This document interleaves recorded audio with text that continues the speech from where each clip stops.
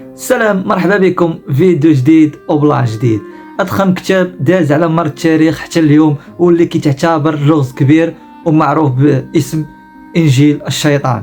وهذا الكتاب هذا قالوا كتبوا غير في 12 ساعه صافي، وفيه 600 صفحه، وكيقولوا الوراق ديالو ماشي وراق عاديين بحال اللي كيكونوا في الكتوبه مصنوعين طبيعيين من الاشجار، ولكن هذا الكتاب الوراق ديالو مصنوعين من جلد ديال الحيوان، وكيتصنف من عجائب الدنيا. دابا ركز معايا مزيان وغادي تفهم البلان كيفاش داير.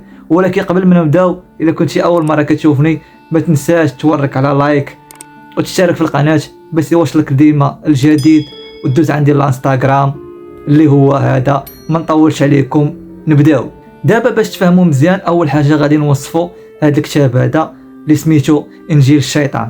كيقولوا العمر ديالو 800 سنه واللي جاي من العصور الوسطى. والحاجه الغريبه فيه هي المواصفات ديالو الشكليه. مؤلف من 300 صفحه، والوزن ديالو 75 كيلو، والعرض ديالو 50 سنتيم، والطول ديالو 92 سنتيمتر.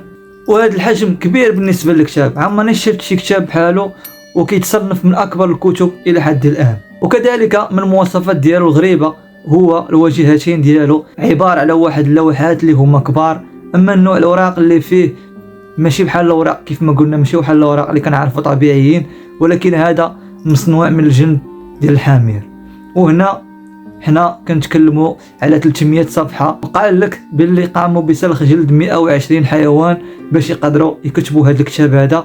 وبالنسبه للحبر باش كتبوه ماشي حبر عادي، ماشي اي حبر عادي. قال لك باللي شدوا شي حشرات وهما يطحنوهم باش يوليو بحال على شكل حبر ويكتبوا بهم.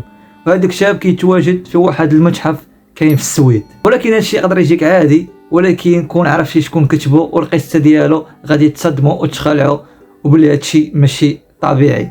دابا غادي نعرفوا شكون كتبه وشنو كتقول الاسطوره. ايام كنائس كان واحد الراهب، وهذا الراهب غادي يرتكب قال لك واحد الجريمه، واحد الذنوب اللي بزاف ما كيتغفروش، واللي خلى الرهبان اللي معاه يحكموا عليه بالاعدام، وبغاو يصلبوه ويخلوه يموت بالجوع والعطش حتى يموت.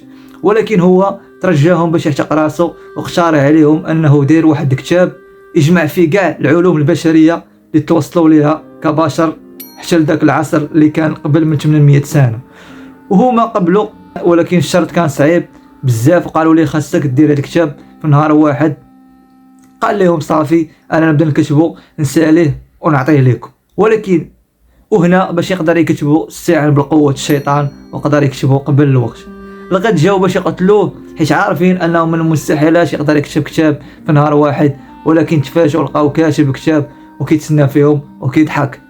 وكيف ما وصفت لكم في اول فيديو، الكتاب كبير وضخم بزاف وما قدروش يهزوه الا جوج ديال الناس. المهم طلقوه وما قتلوش، ولقاو في الكتاب صفحه مرسوم فيها الشيطان بكاع المواصفات اللي كتخيل، كاع المواصفات الشيطان والتفاصيل ديالو، بالكرون ديالو، باللسان اللي مقسوم مقطوع على جوج، والوجه الخضر ديالو، وضفارو اللي كان طويله وغريبه.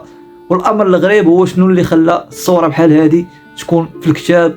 وفي الاخير استنتجوا باللي الراهب دارها كدليل باللي الشيطان هو اللي دار هذا الكتاب.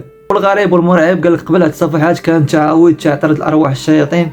هذا الكتاب هذا كان من جماعه مسيحيه، وباش يحافظوا عليه كانوا كيورثوه من جيل لجيل. كان بالنسبه لهم معجزه وكيعتبروا شي حاجه دينيه حيت كان فيه كلام من الانجيل. واحد الكتاب اللي تكتب في ليله واحده راه معجزه بالنسبه لهم. ودابا غنجيو لاغرب حاجه كاينه في هذه القصه، الجلد اللي تكتب فيه. قال لك خاصو 5 سنين باش ينشف داك الجلد ويقدروا يكتبوا فيه. واكيد هذا الراهب ما كانش عارف راسو غادي يتسجن وبغى يقتلوه وما غيكونش موجد ليه. هادشي قبل 5 سنين راه شي حاجه اللي بزاف وما كتدخلش للعقل. وهنا غادي نكونوا سالينا الفيديو. كنتمنى تكون عجبتكم الحلقه. كان معكم ايوب، نتلاقاو في فيديو جديد وقصه جديده ان شاء الله.